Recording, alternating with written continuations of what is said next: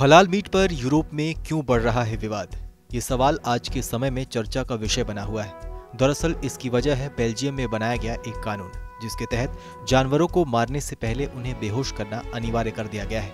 इस कानून के बन जाने के बाद हलाल मीट पर स्वतः रोक लग जाएगी। वहीं बेल्जियम में रहने वाले मुसलमानों ने इस कानून के प्रति नाराजगी जाहिर की है। उनका मानना है कि ये उनके मजहबी मान्यता के खिलाफ है। ये कानून उनकी धार्मिक स्वतंत्रता के अधिकारों पर हमला करता है। लेकिन बेल्जियम के इस कदम के बाद अन्य यूरोपीय देश भी अब ऐसे ही कानून बनाने की ओर अग्रसर हैं।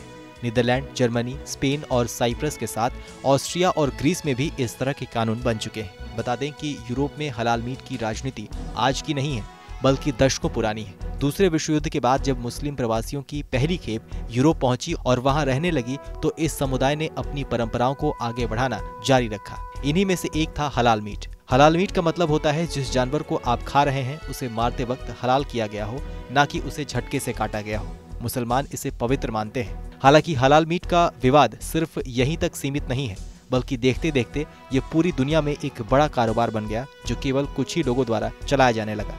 इसका असर ये हुआ कि मीट के कारोबार में धीरे धीरे एक खास समुदाय का प्रभुत्व बढ़ने लगा और बाकी के सभी समुदाय उससे गायब होने लगे। और यहीं से शुरुआत हुआ विवाद।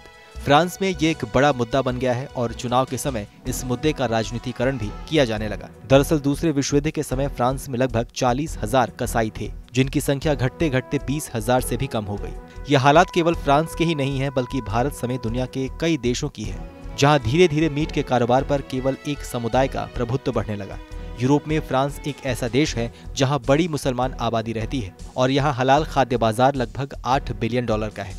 वहीं अगर दुनिया भर में देखा जाए तो एंड्रॉयड मार्केट रिसर्च के एक अध्ययन के अनुसार दुनिया भर में हलाल बाजार की कीमत लगभग $500 बिलियन है, जिस पर केवल एक समुदाय का कब्जा है। यूनाइटेड किंगडम के खाद्य मानक एजेंसी के अनुसार हर सप्ताह वहां कुल 16 मिलियन जानवरों के मीट में से 54% लैम्ब, 31% चिकन और 7% बीफ धार्मिक रूप से काटा जाता है, जबकि उस देश की कुल मुस्लिम आबादी मात्र 5% है। फ्रांस के राष्ट्रपति इमैनुअल मैक्रोन, जिन्हें अक्सर कट्टरपंथी इस्लामिक विचारधारा का विरोध करते हुए देखा जाता है, उन्होंने हाल ही में इस पर बयान देते हुए कहा था कि मुस्लिम समाज फ्रांस में एक समानांतर समाज बनाने की कोशिश कर रहा है, जो देश के अंदर धीरे धीरे इस्लामिक अलगाववाद को बढ़ावा दे रहा है। यहाँ तक कि उन्होंने कहा था कि दुनिया भर में कट्टरपंथी इस्लामिक विचारधारा को रोकने के लिए सबसे पहले हलाल भोजन और धार्मिक कपड़ों की बिक्री पर प्रतिबंध लगाना चाहिए। कुछ वक्त पहले तक केवल भारत ही एक ऐसा देश दुनिया में खड़ा दिखाई देता था जो कट्टरपंथी इस्लामिक विचारधारा का विरोध करता था,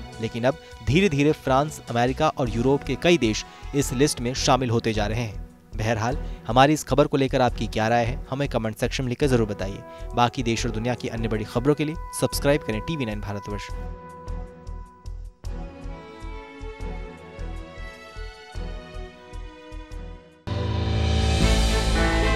हमने की गलती फिर एक बार, कोरोना ने किया दोबारा प्रहार। मास्क, 2 गज दूरी, करें अपनी सुरक्षा पूरी। कोरोना टीका हम सबको लगाना है, मिलकर साथ समझदारी से कोरोना को हराना है।